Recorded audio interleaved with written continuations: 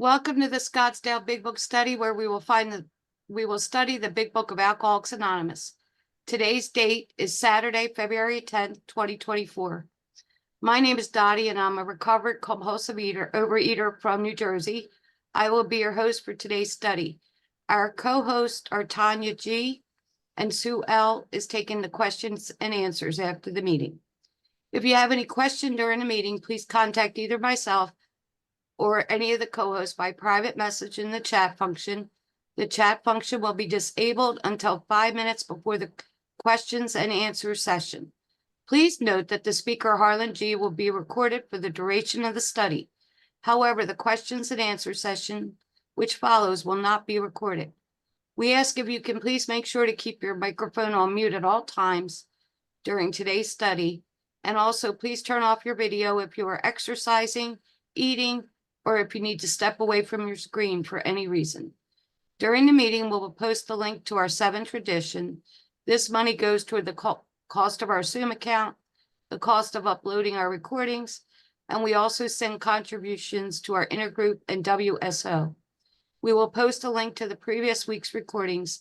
These are available by clicking on that link that will be posted in the chat box. And now I'm very grateful and honored to introduce Harlan G. Thank you very much, Dottie. I really appreciate that. I just want to give a shout out to all of you who do service to keep this meeting going and to keep everything, in the status quo. We have been talking about Bill Wilson, and we are studying his story. And we study his story for lots of different reasons. But the main reason that we are going to be talking about the paragraph that we're going to start with, we're going to start on page 1, and we're going to start with the paragraph that begins 22 and a veteran of foreign wars. But before we get to that paragraph, and I'll give you a minute to get, in your book to get to that page in that part, that paragraph is, we are going to see a couple of things in this story that are going to help our program if we are able to identify in, because here's what we're going to see. We're going to see in Bill's story an example of a true alcoholic. So we're going to ask ourselves a question, 2 questions. Number 1, do I think like Bill thinks? And number 2, do I eat like Bill drinks? And if the answer to those questions is yes, if the answer to the questions, do I eat like Bill drinks and do I think like Bill thinks is yes, then it is about 100%, 100 million percent that I am a compulsive overeater, and that this is getting my attention because I am going to have to do what Bill did if I am going to let God achieve a recovery through me. Let me just cover that again a little bit. We're going to see in this chapter, in Bill's story, the story of an alcoholic. And when I look at this story, I'm going to ask myself 2 questions. Number 1, do I think like Bill thinks? Do I eat like Bill drinks? And if the answer to those questions is yes, then you can bet your bippy that I am a compulsive overeater. And if I am a compulsive overeater, then I am going to have to do what Bill did so that God can effect through me the same recovery that he effected through Bill. Very important for me to remember that. Very important. Okay. We're going to also look at some other things as we go through the chapter, and I'm going to point them out every time. Now, I'm going to start on page 1. We've already established that Bill Wilson was the product of divorce. He was born on November the 26th, 1895, and in 1906, when Bill was 10 years old, his parents divorced. Now, why did they divorce? They divorced because of Bill's father's alcoholism. Bill's father's alcoholism ripped that family apart. Bill's grandfather on the Wilson side, the paternal side, was also an alcoholic. And that marriage between Bill's grandma and Bill's grandpa on the Wilson side was a very tumultuous marriage. And Bill's grandfather and Bill's father being alcoholic like that, Bill got a lot of warnings from his relatives not to drink. So he goes into World War I, and they're given these cordials. That's what they called those drinks then. They were called cordials. And Bill always looked at the world and he saw people passing by, and they seemed very happy to him. They seemed very together to him. They seemed very aware of what to do in life, and that they were okay, even though they may not have been. Remember, he was comparing his insides, his alcoholic insides, with their outsides. And anytime we compare, we despair. But he got this drink and he drinks it. And for the first time in his life, he feels like he imagines he wants to always feel. So alcohol became the solution to his problem. It became his solution. Very, very important to remember that alcohol is not the problem.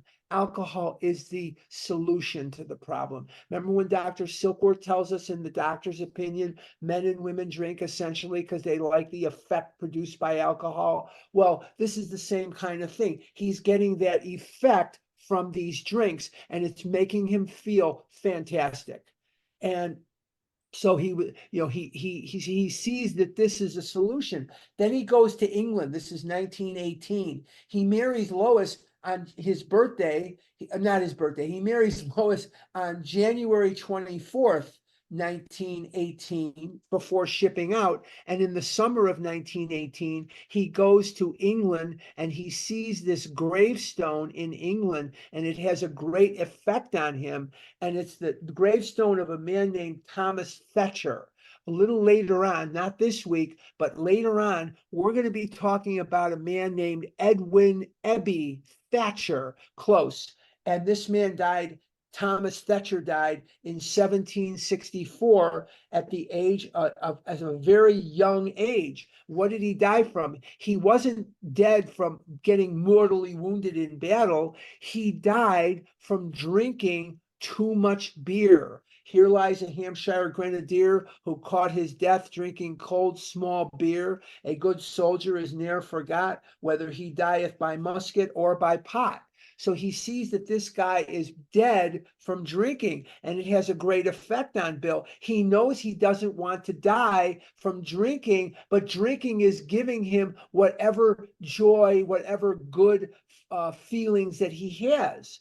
He's going to have this is going to have such an effect on Bill. He's going to mention it again on page 10.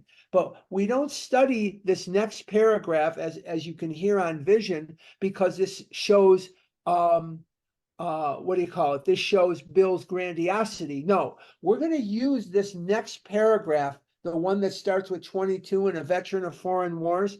We're going to look at this paragraph and we're going to see Bill's attitude in the time that he comes out of the war in the early 1920s. And we're going to look at it. Let's go to page 122. I'm at the bottom of the page. 22, and a veteran of foreign wars.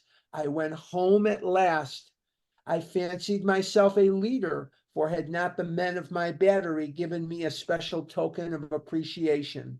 My talent for leadership, I imagine, would place me at the head of vast enterprises, which I would manage with the utmost assurance. Now, yes, we can talk about Bill being grandiose. I'm not sure that he was. But liquor gave him the license to dream, and Oreo cookies gave me the license to dream. I never could dream because I knew that no matter what I dreamed, if I dreamed about holding hands with that girl, it was not going to happen. If I dreamed about getting a great job, it was not going to happen because my weight was just setting my life backwards. It was doing things to me that were just killing any dream that I might have had. And I knew not to dream. But when you fill me up with Oreo cookies, or you fill me up with whatever, Chips Ahoy, or whatever that may be, all of a sudden, I now dare to dream. I now dare to think, even though my thoughts and dreams were short-lived, because the effect is only about 9-10 seconds. That gave me the freedom to dream of holding that girl's hand, of achieving something great with my life, doing something that would be positive in my life. And that was the only time I could really dream. That was the only time I could really do that. But the reason that we read this paragraph is because we're going to refer back to it.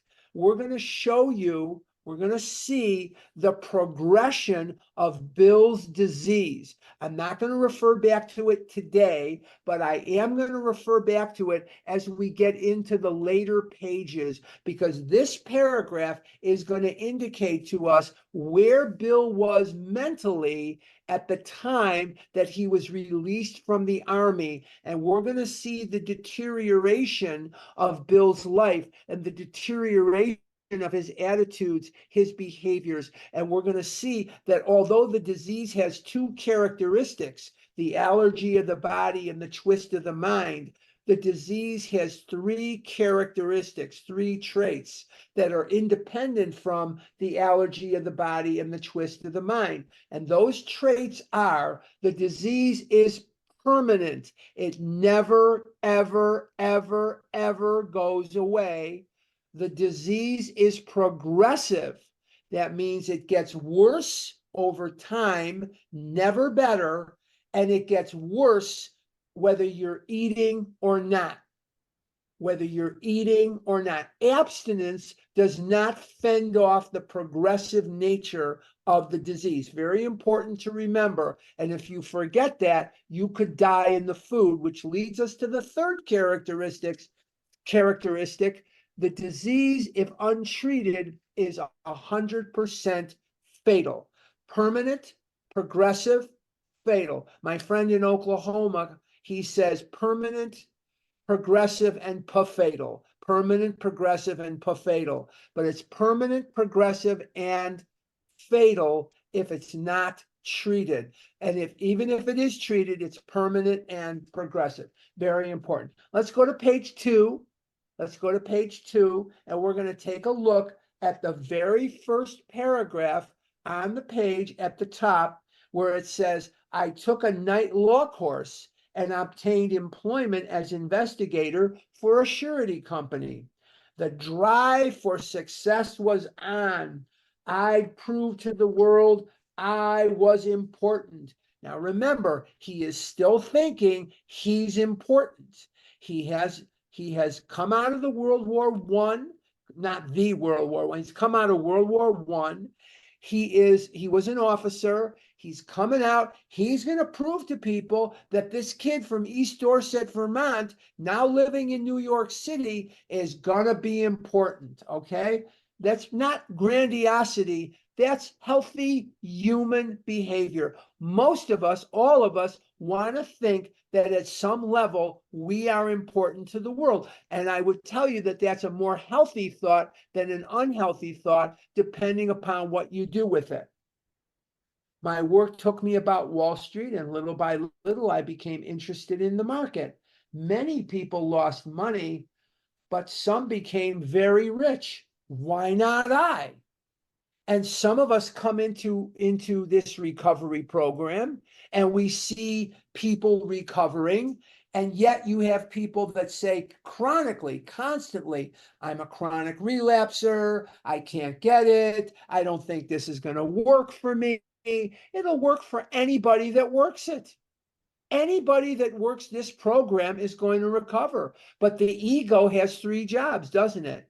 The ego has 3 jobs. Number 1, make me right. And I can't be right if I'm going to predict I'm going to recover, because if I'm wrong, I'm going to die of shame or something. But number 1, make me right. Number 2, make me feel good right now. And number 3, make me different from everybody else. Make me right. Make me feel good right now. Make me different from everybody else. If I can't be better than everybody else, I'm going to be worse than everybody else. If I can't be better, I'm going to be worse, because that's what the ego does. The ego doesn't allow us to say, I'm going to be one of the crowd. We have to beat ego back to be in that space. But there are people recovering in this program every single day. And I can easily be one of those people as long as I do the work. We all have a friend in New Jersey, Miss Kim G. And what does Kim G say that I love so much? She says, I'm very sorry that you got no results from the work you did not do. I'm very sorry that you got no results from the work that you did not do. If I don't do the work, I'm not going to recover. It's not going to happen. But if I do the work, I will get the same recovery that you guys got. It's that simple, yet sometimes that hard. Okay, let's continue. I studied economics and business as well as law. Potential alcoholic that I was, I nearly failed my law course. Nearly. He does pass the bar exam. He's going to pass a few bars in his day too and go into a lot of them, but he's going to pass the bar exam, but he will never practice law during his life. Okay. At one of the finals, I was too drunk to think or write. Now let's stop right there. At one of the finals, I was too drunk to think or write. This disease, from the time I was a child, has controlled me, manipulated me, isolated me, degraded me, shamed me, given me pain, limited me, and almost killed me. This disease did not just make me fat. If all the disease did was make me fat, it wouldn't have been the worst thing in the world. It is the other things that it does to me spiritually. It's the things that it does to me psychologically, my attitudes, my behaviors, my not fitting into the world physically or emotionally. This disease committed arson to every dream I was entitled to dream by my Creator. I became an object of ridicule. I could not get in a car. I could not get out of a car. I could not go to the movies as I could not fit in the seat. The first time I ever held a girl's hand, the first time I ever went on a date with a girl, I was 35 years old. This disease emasculated me in every way that you can emasculate a human being. This disease physically and emotionally emasculated and neutered me. It made me where I slept on a broken bed, sat on broken furniture, drove a car with a broken seat, and had a broken life and a broken heart. It is only by the grace of God, only by the grace of God, that today I can tell you I can walk 3 miles. I own this house. I mean, me and the bank, but this is my house. I own my car. My credit is good. There were banks in Chicago that wouldn't have given me 2 dimes and a nickel for a solid quarter. My credit was so bad. I'm alive. I'm 69 years old. I don't know how much more time I have left. I'm alive. And every garment on my body right now, everything that I am wearing right now, this is one of my Stepping Stones shirts.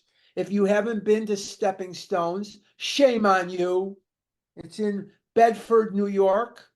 It's the home of Bill and Lois Wilson. Don't you dare go to the end of your life and not go to Stepping Stones in New York.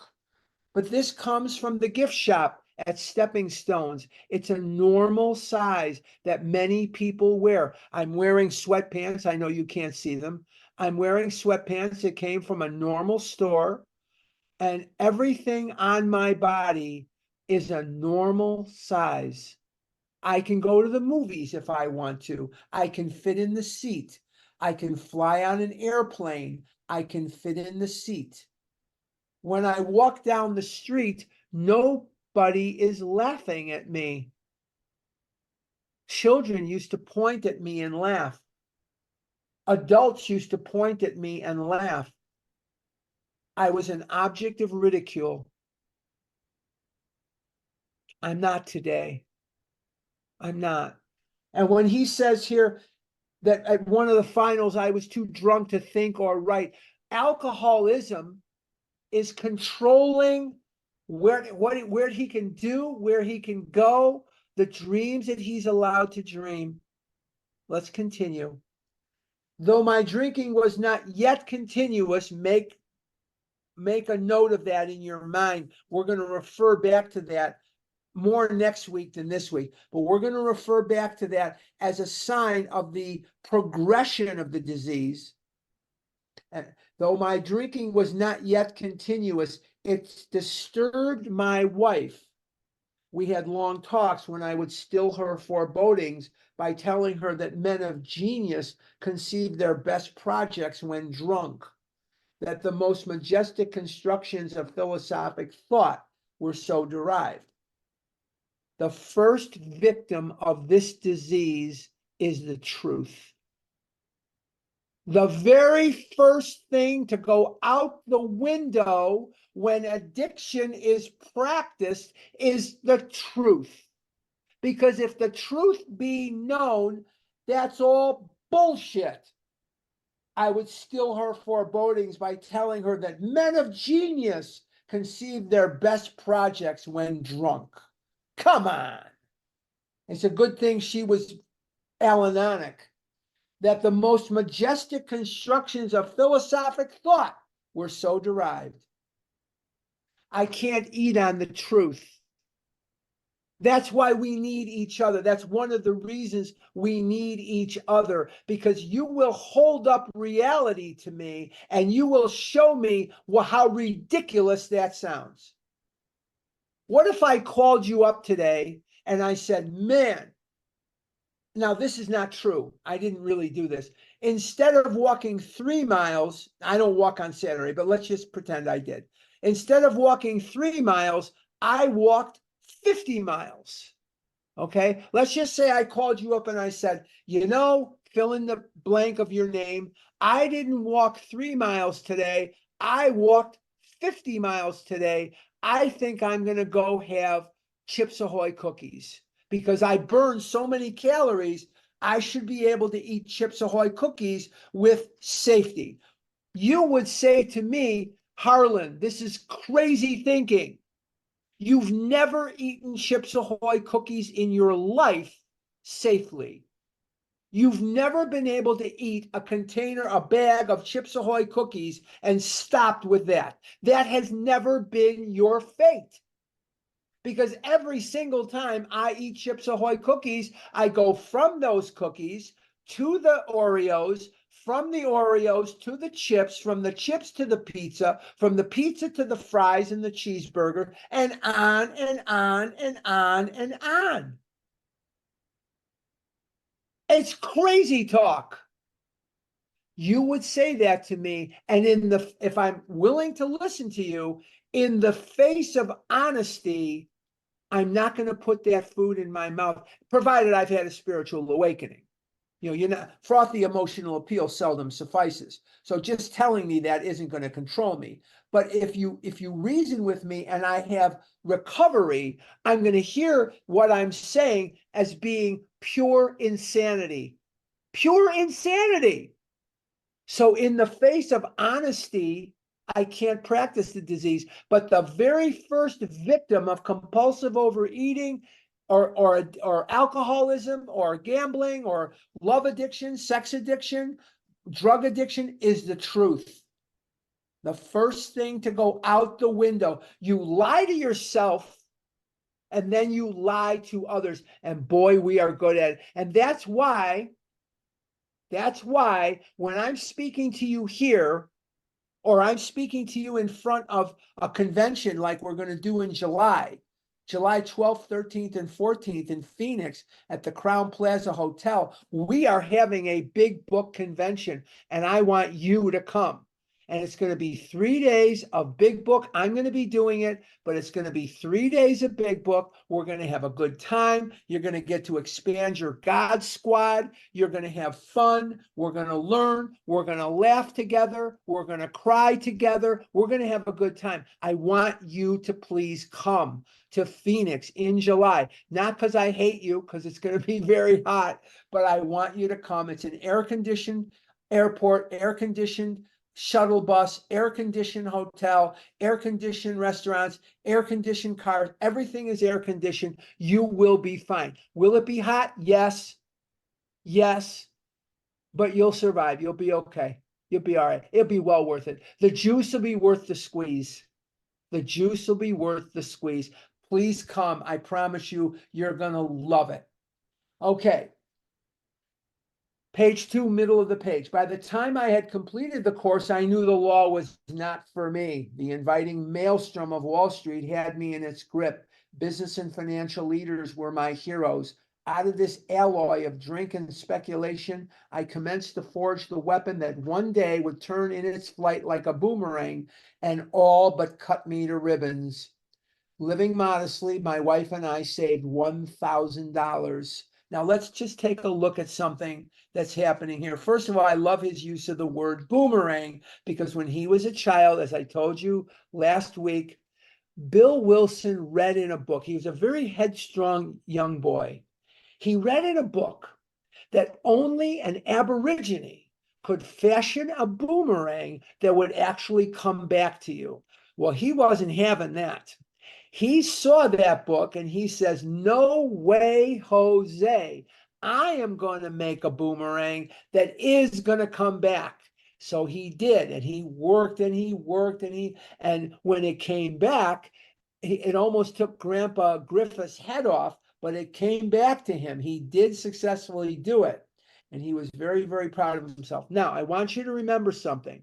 You're living in 2024. And I'm going to say something that I hope is true, because if it's not true, I'm going to feel very bad. Every one of you people here today has plastic in your pocket that is worth $1,000. Every one of you today makes more than $1,000 per year. In the early 1920s, $1,000 was a lot of money. So when you read this about $1,000 that they saved it, he's doing very well. I'll put it in perspective for you. In Chicago, at that time, you could buy a brand new house, new construction. Nobody's ever lived there before. You could get a brand new house for about $1,500 to $1,600, brand new.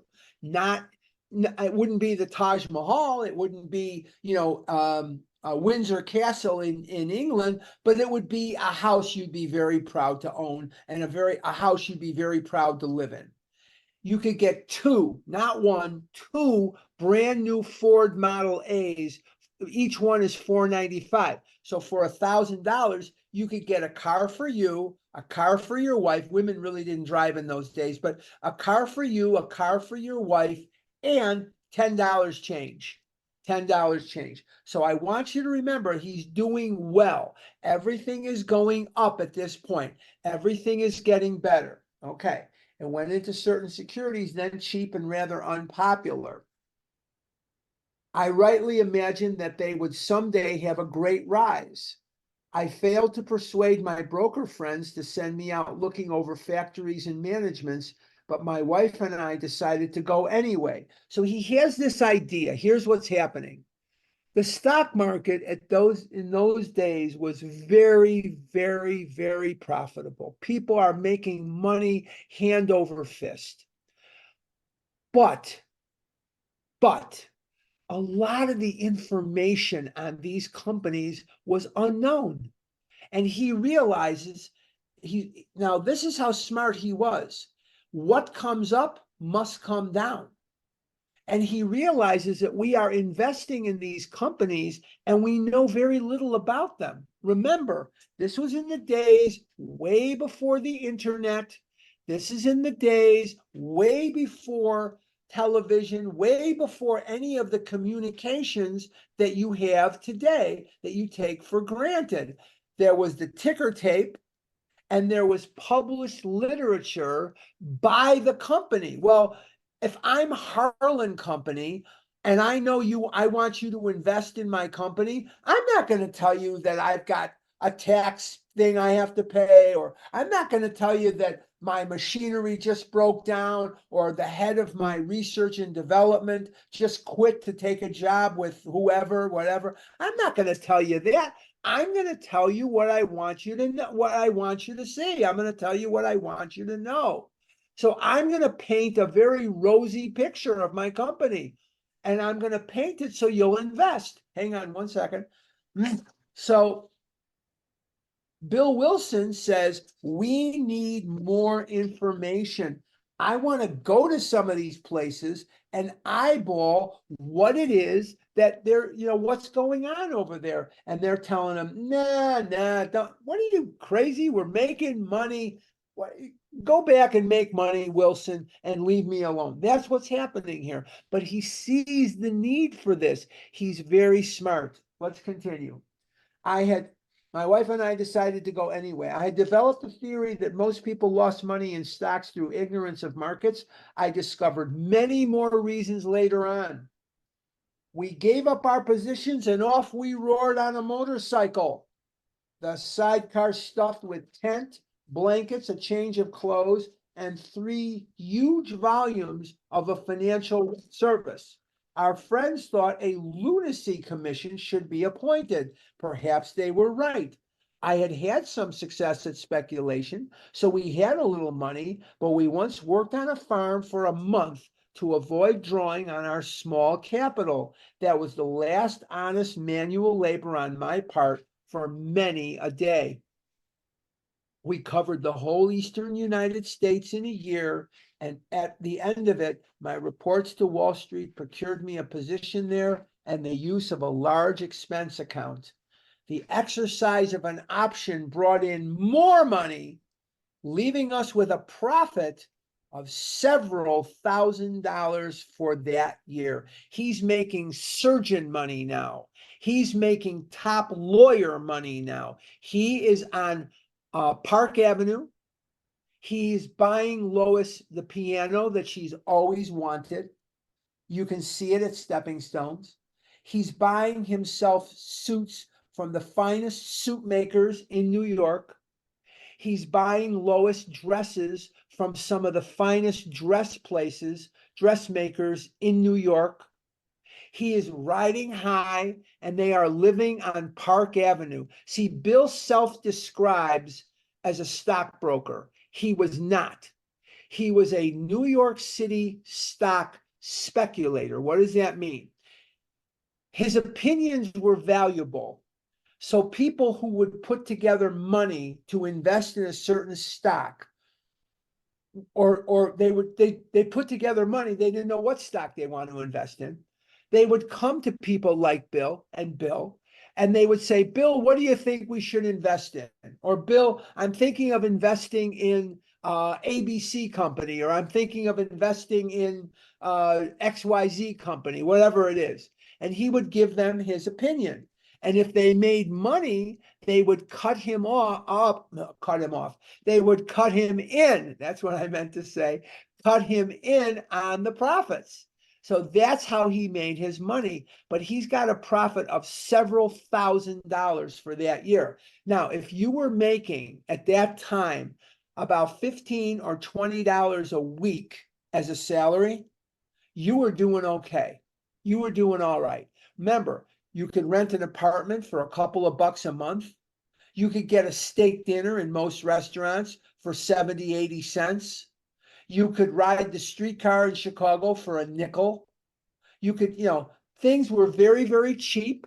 Things were very cheap, and wages were low. Wages were low. So he's making several thousand for the year. He's doing very well. Let's see where he goes from there, and let's see how it unravels.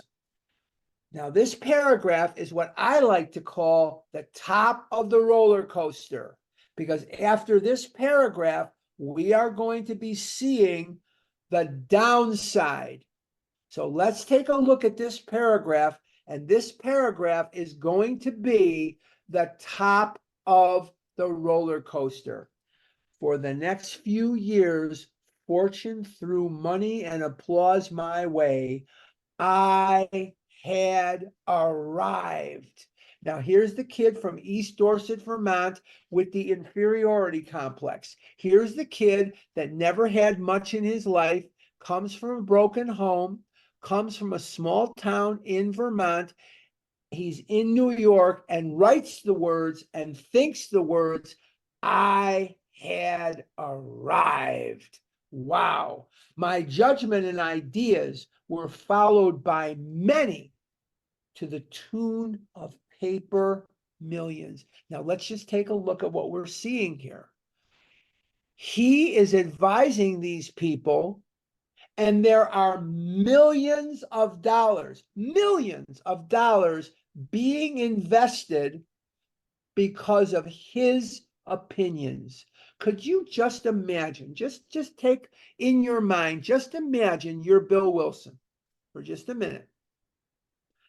People are coming to you that are educated, that are professional investors. They're coming to you because they value your opinion. Now, just imagine that they are taking their money to the tune of millions of dollars, and they are investing it based on your opinion. Could you imagine what that would do for your ego? I know what it would do for mine. Holy mackerel, it would make me feel like I was invincible. It would make me feel fantastic. Wow. I'm so wonderful that these guys are investing millions of dollars based on my opinion. Let's continue. The great boom of the late 20s was seething and swelling. Drink was taking an important and exhilarating part in my life. It was taking an important and exhilarating part in his life, which means for right now, drinking is working for him. Drinking is working for him. Let's see where we go from there. There was loud talk in the jazz places uptown. Everyone spent in thousands and chattered in millions. Wow. Scoffers could scoff and be damned. I made a host of fair weather friends. What's a fair weather friend? A fair weather friend is somebody that hangs out with you, not because they like you, but because they're there to get something from you. And they're only there when things are good. They're only there when things are rolling well, like a fair weather fan. I can always tell who's a real Cubs fan because the Cubs sucked for my whole life. If you really were a fan, then you're going to remember the times that they sucked, right? Which was most all my life. Now, if somebody just focuses in on 2015, 2016, 2017, that's not a fan. That's a Johnny come lately. They jumped on the bandwagon. Yeah, I'm a Bears fan. Yeah, Bears. Yeah, 1985, 86. Yeah, we're great. Where were you when they sucked? That's the guy I'm looking for. Where were you when the Bears blew chunks? That's the guy that's a true fan. That's the guy.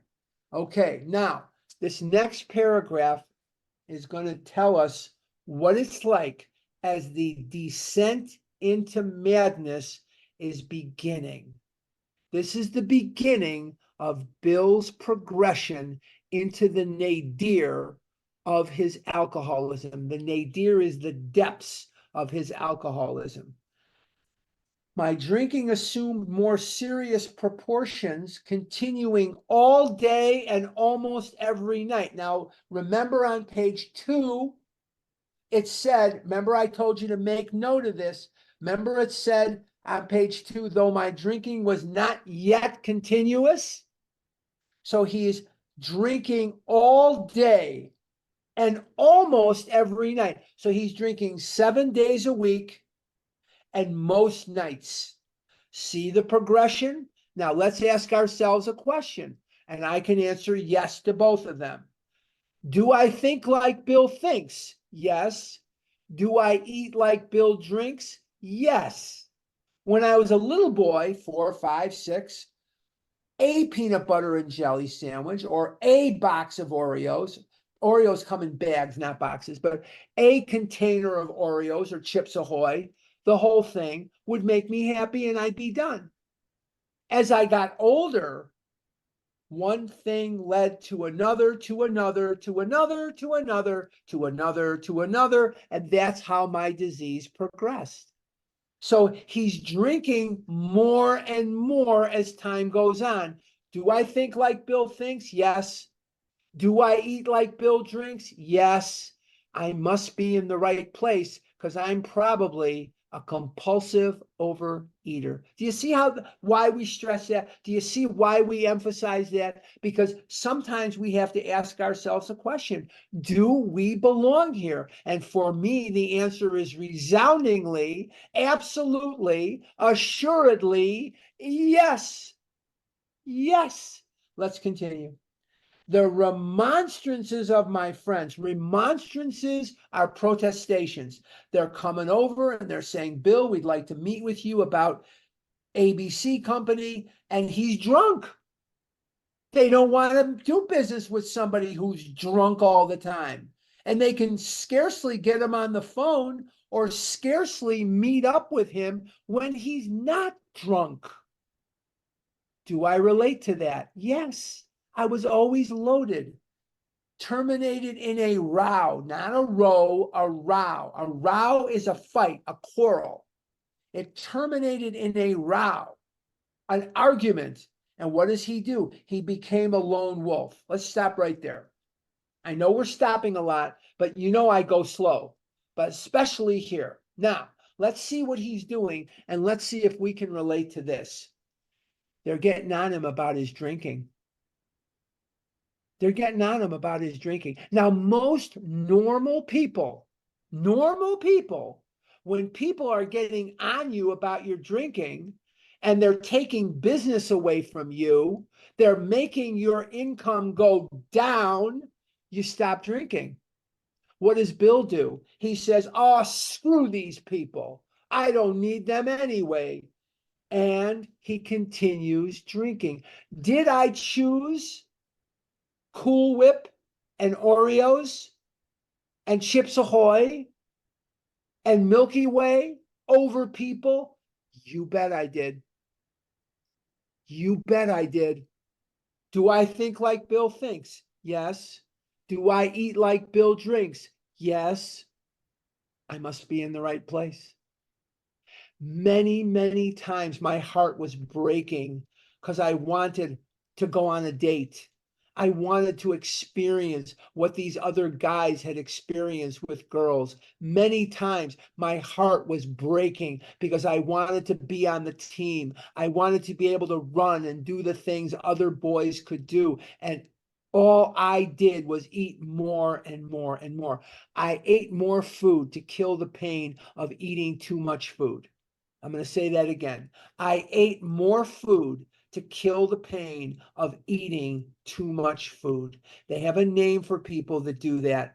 They're called compulsive overeaters. Do I think like Bill thinks? Yes. Do I eat like Bill drinks? Yes. I must be in the right place. There were many unhappy scenes in our sumptuous apartment. There had been no real infidelity, for loyalty to my wife, helped at times by extreme drunkenness, kept me out of those scrapes. I'm not so sure. We have a book in Al-Anon called As Lois Remembers, and we have a book in AA called As Bill Sees It. And this is one subject where they're not exactly the same. Bill liked different things, ladies among them. But did I get into trouble like that? No, no. But I got into other trouble, financial trouble, social trouble, health trouble. I didn't get into trouble. I never kissed anybody's wife. I never did that. But the bottom line is that this is something where they're not the same. Bottom of three. Now remember, he says here, make note of this because we're going to refer to that. Remember, I just read the line, my drinking assumed more serious proportions, continuing all day and almost every night. Remember we read that line? Make note of it because we're going to refer back to it. In 1929, we're getting very close to the start of the Depression here, guys. But in 1929, I contracted golf fever. We went at once to the country. My wife to applaud while I started out to overtake Walter Hagen. Liquor caught up with me much faster than I came up behind Walter. I began to be jittery in the morning. Golf permitted drinking every day and every night. Now we're going to look at the progression of his disease. Page 2, he says very clearly, though my drinking was not yet continuous. Page 3, my drinking assumed more serious proportions, continuing all day and almost every night. And on page 4, he's drinking every day and every night. This is the progression of the disease. And this is stuff that a lot of sponsors do not point out. They may not know it, or they don't take the time. But just as we look at this story, it's not just a biography of some guy that you'll never meet. It is showing you so much, but this is something very important.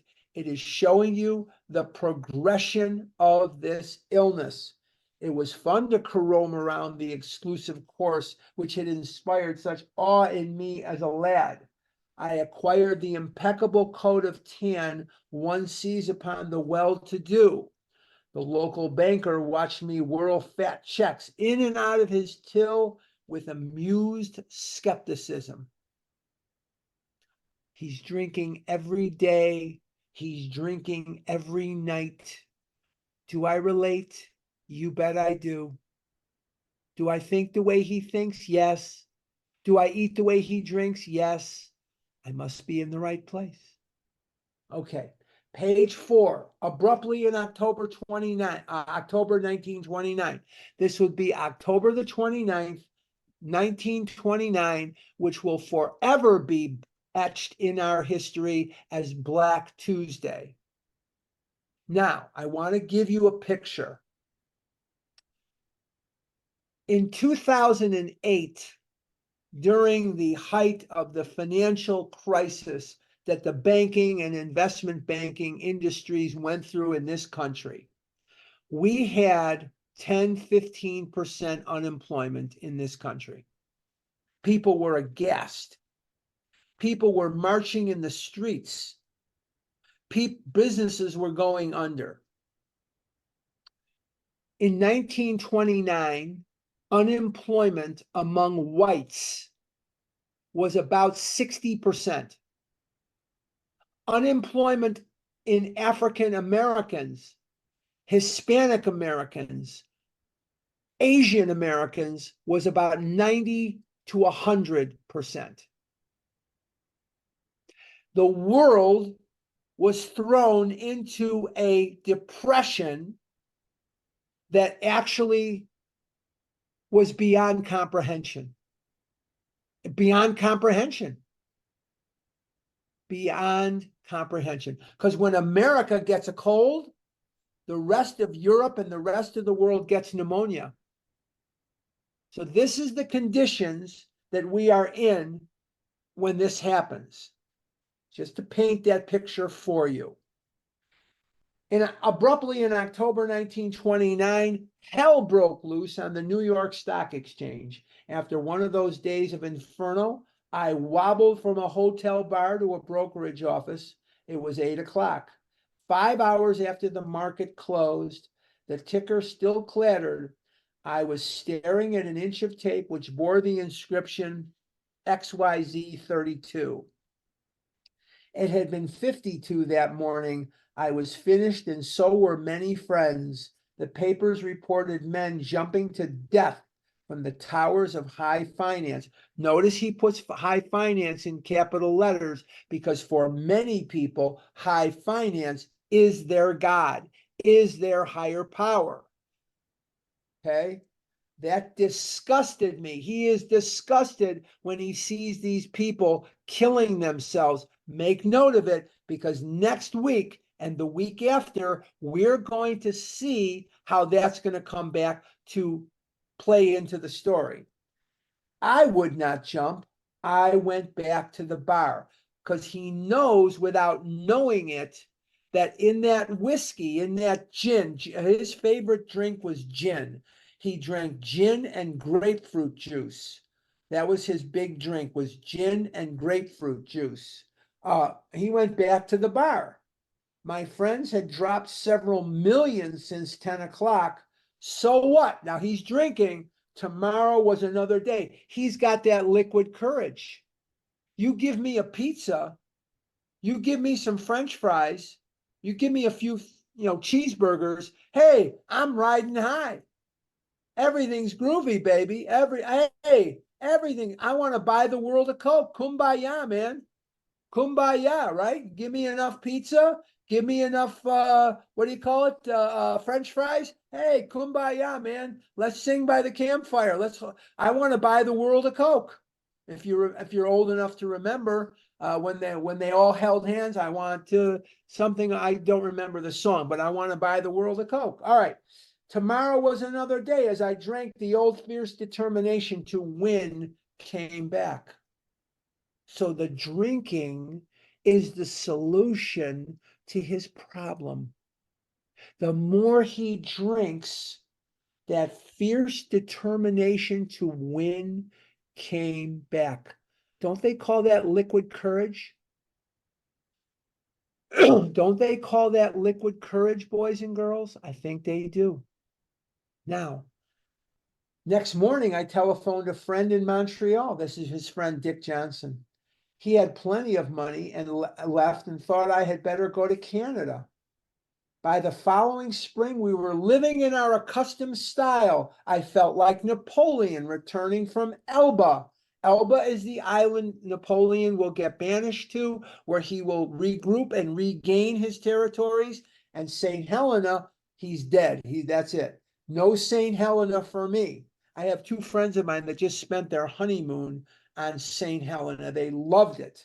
But I don't know. I don't know how that plays into the story, but I just thought I would throw that in. Just throw it in there for a second. Okay. But drinking caught up with me again, and my generous friend had to let me go. This time we stayed broke. Now, I want to tell you a story that you need to know before we read the next paragraph.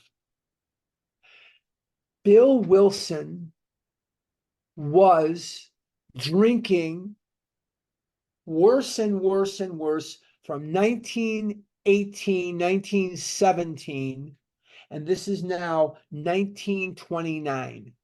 So for the last 12 years, he has been drunk most of the time. Before anything, Mr. Burnham, Dr. Burnham was Lois's dad. He was a gynecologist, a surgeon, and a genetics doctor.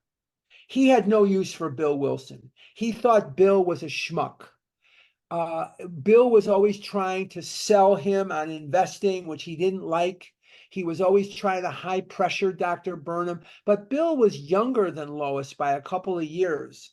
And he thought that Lois should have married somebody on the right side of the tracks, and she married somebody on the wrong side of the tracks.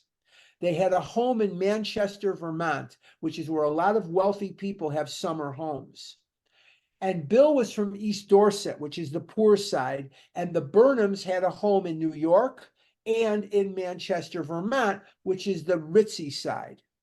She meets him, she meets Bill. A couple years later, they're getting married, blah, blah, blah. He never liked Bill Wilson, never liked him at all. Lois Wilson had 2 ectopic pregnancies. And the ectopic pregnancy that she got the second time almost killed her. And she calls her father and says, Dad, I need you to come over. I can't stop the bleeding. She's bleeding, she's hemorrhaging, and she can't stop the bleeding.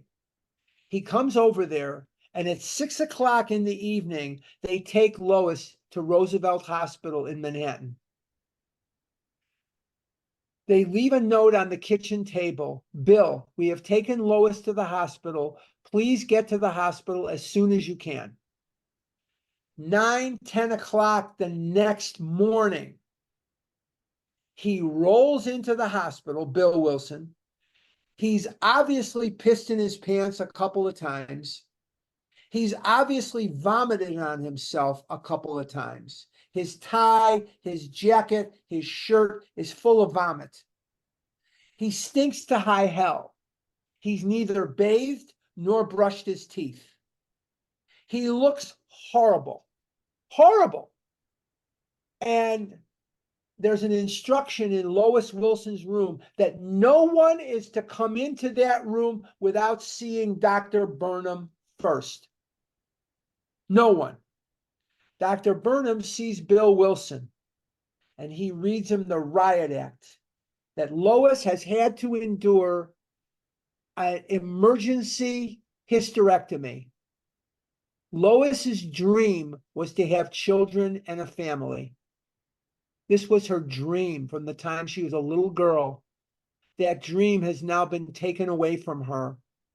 She is without any chance of having children. She has almost died. And here comes this jerk of a son-in-law. Now, next week, I may have to tell you that story again at the beginning, but we're going to pick it up with we went to live with my wife's parents. Now he's going to be living with this guy that thinks he's a putz. Okay, so we're going to pick it up from there. Before we close today, I have 2 announcements I want to make. I'm going to turn it back over to Dottie or Sue or somebody, I forgot. Number 1, March the 10th, coming up here in a month, daylight savings time will begin again for this year. That means that at our evening meetings on Scottsdale, our evening meetings will all begin 1 hour later, unless you're in Arizona, no change. The Saturday morning, no change unless you're in the state of Arizona. If you're in Arizona, it's 1 hour earlier. I know it's confusing. Arizona is confusing because we don't change our clocks here. So everyone around us is changing, so it gets even more confusing. Nighttime, March 10th, hour later. Daytime, Saturday, you're in Arizona, hour earlier. Okay? All right. So I also want to announce to you here that, let me just write down where we are. We're on page 4. July 10th, July 12th, 13th, and 14th. July 13th, 14th, 12th, 13th, and 14th at the Crown Plaza in Phoenix, Arizona. we are having a retreat. This is from our group. You can't pass this by. This is from our Scottsdale group. Registration is open. I don't know how to access it yet. They haven't told me. Look on the website, on the Phoenix OA website. I'm sure it'll be there soon if it's not there already. Come to this retreat. You're going to love it. You're going to absolutely love it. And we hope to see you there. You're going to be so glad that you came to this. You are going to love it. So hopefully you'll come. I hope to see you there. That's July 12th, 13th, and 14th Harlan, And it's it's in the gonna- chat with the link to in registration. the chat. Okay, I'm not, okay, very good, very good. Okay, I'm gonna throw this back to Dottie or Sue or Nancy, and let you guys fight it out.